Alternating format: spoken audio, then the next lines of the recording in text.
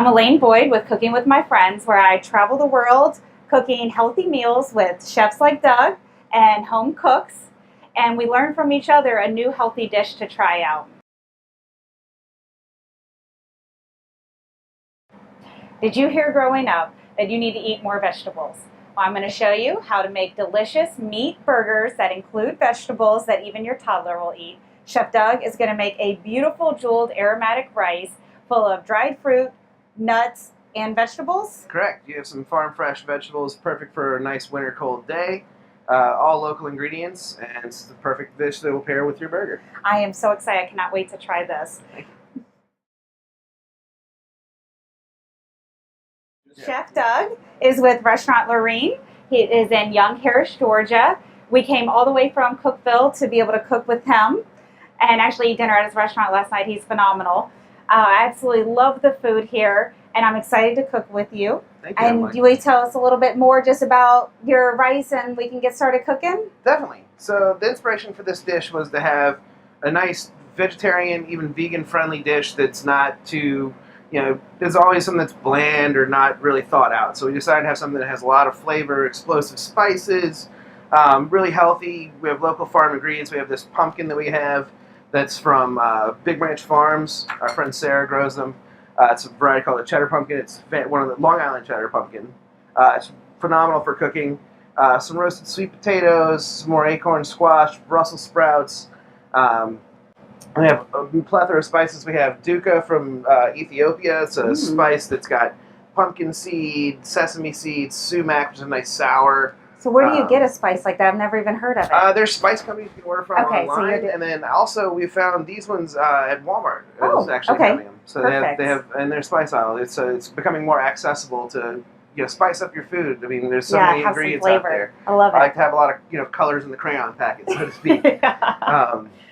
We also have some pomegranate seeds, some dried fruits, some apricot, raisins, and little almonds and bene seeds. Bene seeds are a sesame seed relative that came to around the Charleston, coastal Carolinas. Yeah. So it's a nice little winter dish. It's really healthy for you, fills you up, and it has a ton of flavor. Yum. Well, I love that you do local foods and buy from people around town to do that as well. My meat comes from Stockton Farms, which is really close to Cookville, and my cauliflower came from Fall Creek Farms in Cookville as well, and I brought it here in town. So why don't you get started just kind of mixing your stuff, and then I'll tell them about BurgerFit and tell you how I got started with that. Let's get this started. All right.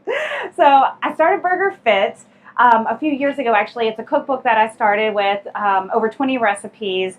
And, not everybody eats vegetables. Yeah. Have you noticed that? I know, you'd be surprised. So my dad and my brother would come visit, and it was just a nightmare trying to get them to eat what I was cooking. So they would just eat meat and bread, and I'm like, forget this.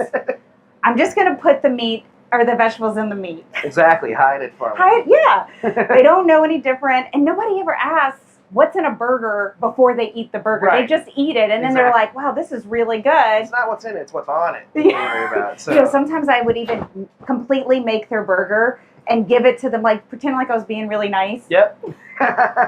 No, it was just that I didn't want them to inspect anything before they ate it. Exactly. And hopefully they never watch any of my videos. Right.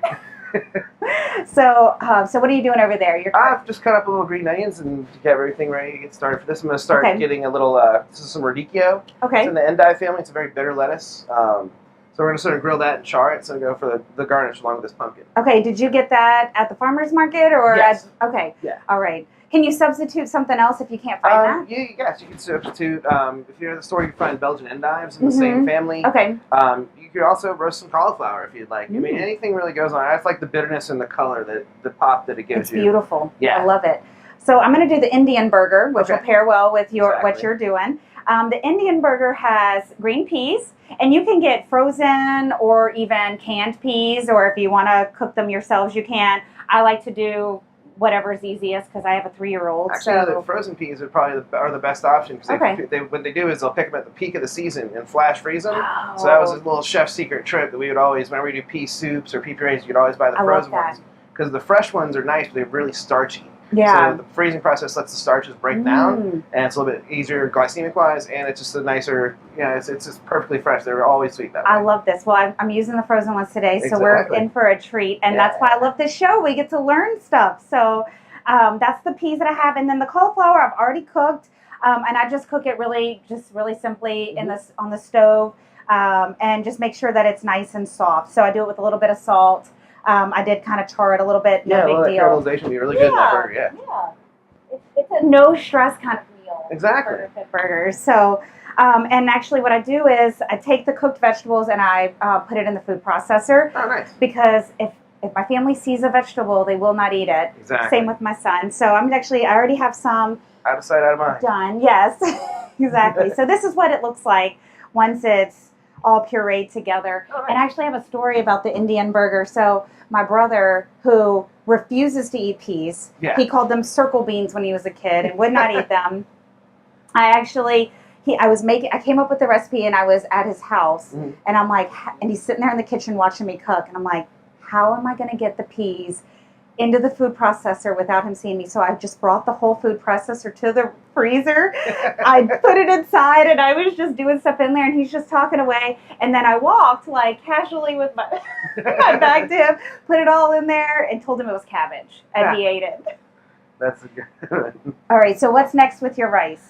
Next is I'm ready to start sauteing. Oh, okay. Oh, so you put it on the grill. Yeah, so I char this on the grill for a little bit. We get a nice, you want it to purposely kind of burn a little bit. It's already bitter. Okay. And it takes on you get a little bit of smoky texture.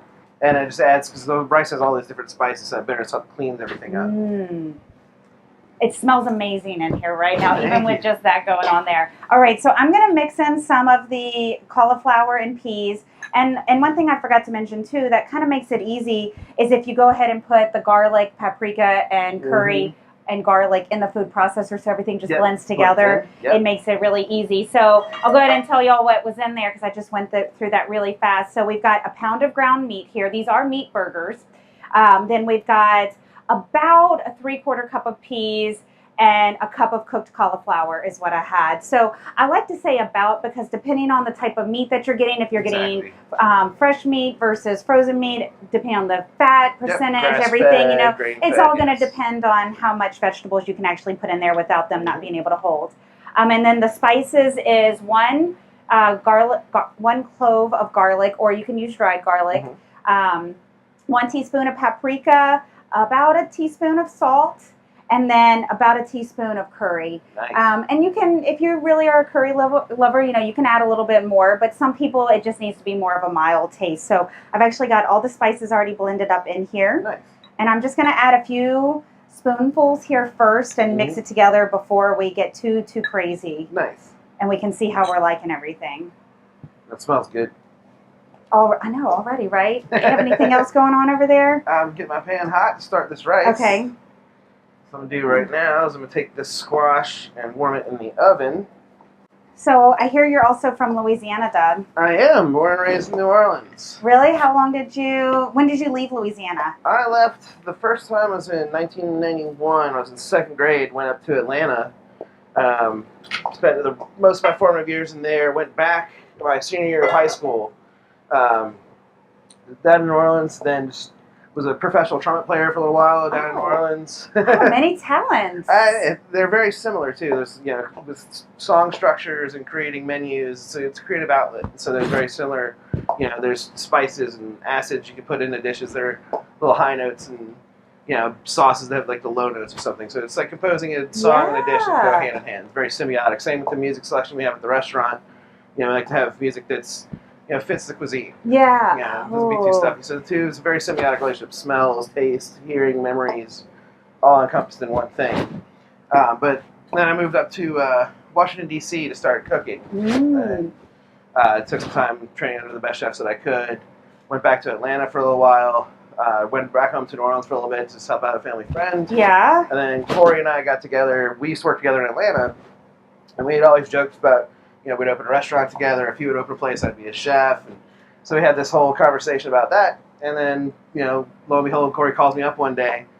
I was kind of just getting tired of the corporate world in New Orleans a little bit. And so by the way, I bought a restaurant in February. You want to come up and, would you like to be the chef? I said, yes. So Took 2 weeks, cool. drove right up, and I've been making magic ever since. That's awesome. Yeah, I'm actually from Louisiana as well. Oh. I'm from Baton Rouge. Nice. I stayed Go Tigers. Right? Gosh, I used to watch a lot of LSU. Now I've got my hand in too many things to watch it as much anymore. Yeah. But I've had a lot of fun times going to the games. But I stayed there till I went to college. Nice. And I went to Louisiana Tech. Okay. Because being in Baton Rouge, everybody went to LSU. Yeah, and I was like, I'm going to just be in high school still if I go to LSU. Oh, yeah. So I needed to leave. Exactly. And then moved to San Diego for a while. Very nice. And then ended up in Cookeville. My husband and I had a software company, and so we could move anywhere, and we chose Cookeville. Hey, that's why I escape to the mountains every time I left somewhere. As long as I'm by water and I have some mountains, that's it for me. It's amazing. Nice. While you're working on this, I'm going to go ahead and get the rice started. Okay. So I'm going to start smelling this kitchen up really well. Yeah. So use a little bit of extra virgin olive oil. Try to keep that really healthy. Get your pan nice and hot so it's not screaming smoking, but pretty fairly hot. We're automatically put our Brussels sprouts into there. Get a little color on those. Kind of like with your cauliflower, like get a little color on it. Yeah.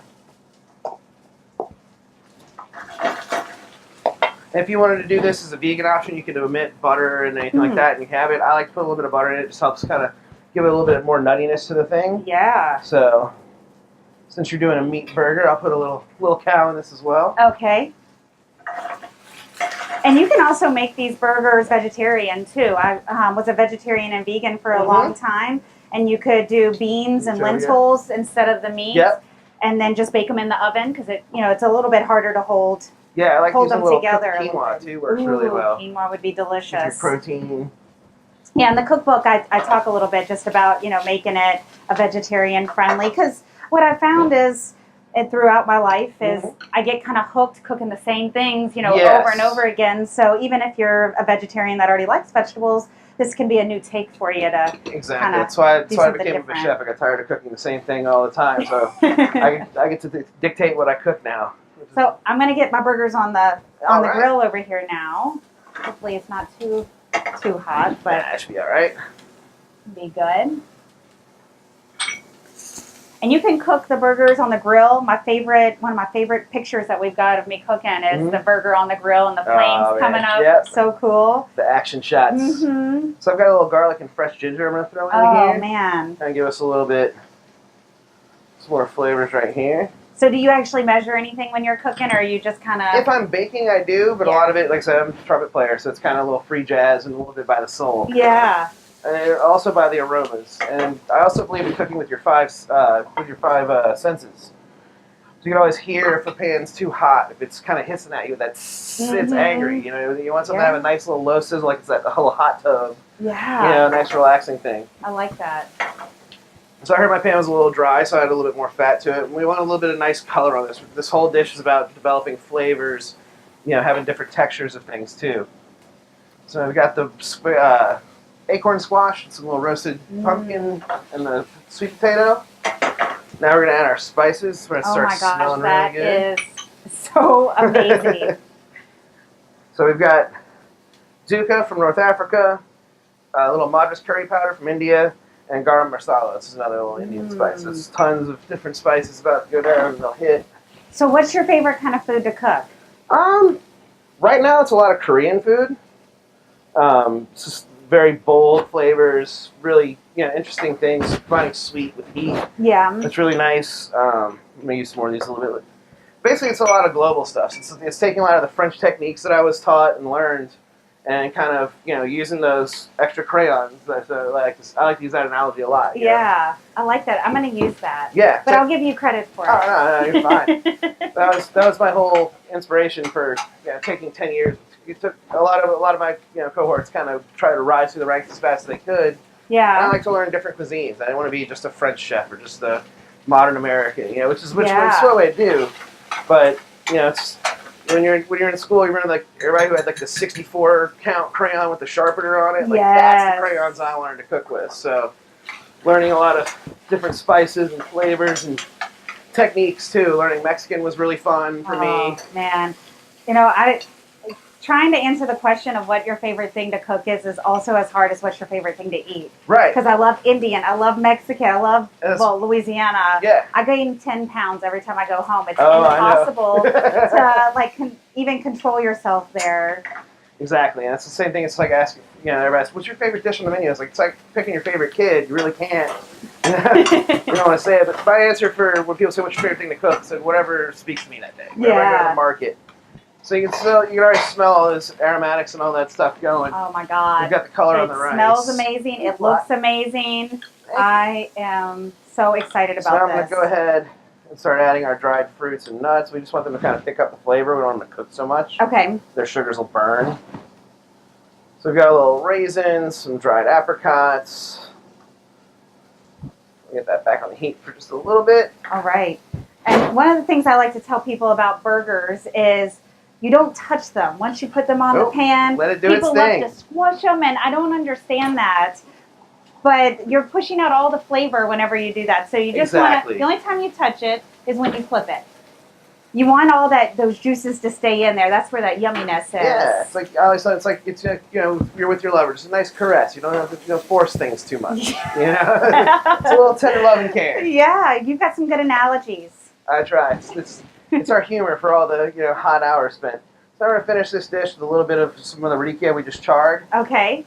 And I'm gonna throw in little pomegranate seeds because jeweled rice it was meant to be jeweled by all the raisins, the dried fruits. So it looks like you got some rubies, emerald stuff in there. Yeah, I mean it's gorgeous. It's a Persian origin dish. They do in Persia. You see it in Egypt all the time. I kind of use the analogy. This is a vegan or vegetarian biryani, basically.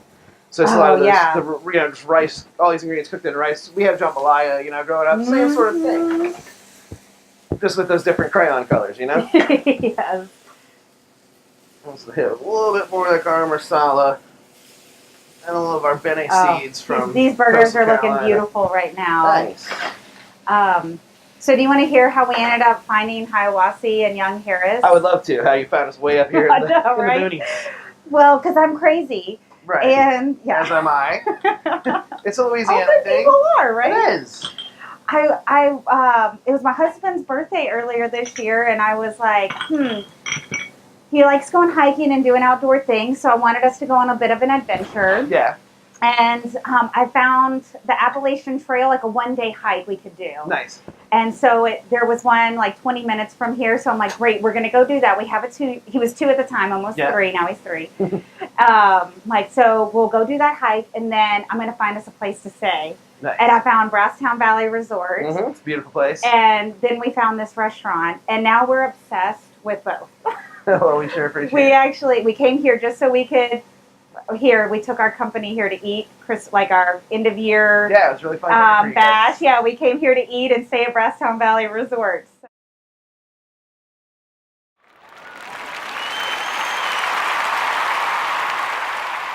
Thanks for hanging out with us over here at Lorene. I really appreciate it. Thank you for having us, Doug. It's absolutely amazing being here, and I love that you're doing all the wild spices and kind of pushing me out of my comfort zone. I appreciate it. I appreciate the BurgerFit. Please, I can't wait to go check out your recipes and do these things. It smells and looks amazing. I appreciate it. Well, if you need to get your family eating more vegetables, this is an awesome way to do it. You can order the cookbook at alaneboyd.com/burgerfit. Please comment below if you or your family have trouble eating vegetables. I love reading all that kind of stuff, the stories from people. It's so entertaining. It's so much fun. Yeah. And please subscribe to Cooking with My Friends on our YouTube channel. Thank y'all. And if you don't, I will find you and make you click that subscribe button. It's right there. That's intense. So please don't make me be mean. Thank you guys.